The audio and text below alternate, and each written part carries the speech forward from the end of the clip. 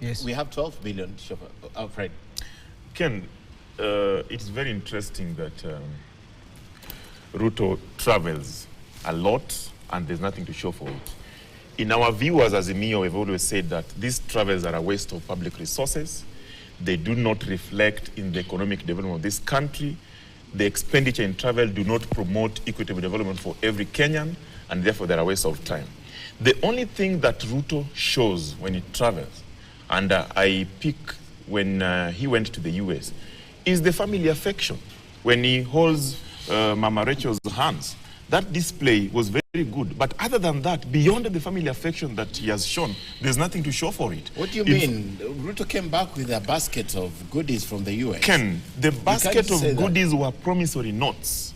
If not implemented, they will not affect positively in any way. But the FBI director was here a week after the president came back. I mean, and he visited EACC, DPP, and the rest. Yes, and look, they gave around 651 million shillings for the fight against corruption. Let me tell you, Ken, you can't just reduce it to the fight against corruption. If the fight against corruption is a priority to President William Ruto, as he wants us to believe, today Mithika Linturi should not be in office. If the fight against corruption is a priority to Kenya Kwanza regime, as they want us to believe, the corruption in State House, he must have started from there. We know for sure. Read the Auditor General report. It shows how money has been misappropriated. What are they doing about it? Bringing FBI and all those other people to fight corruption bring money. The same money FBI will bring in here will be stolen again. So it is a corruption against corruption. What we are saying is these travels by William Ruto are unnecessary. Look at the comparison.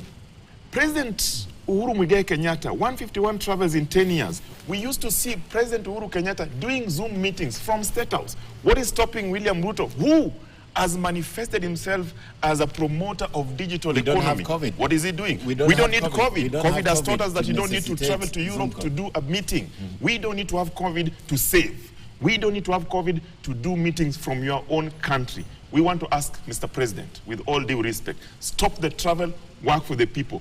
They said in the proposal by the people, the NADCO, you remember, that they respect the people's view that we should lower the number of travels, in fact, by 50%.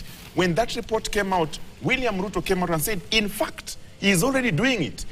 Reduce the delegation of travel, lower it by 50%, reduce by 30%, daily subsistence, what we call per diem. Let me tell you, he tells us that his friends fund his travel.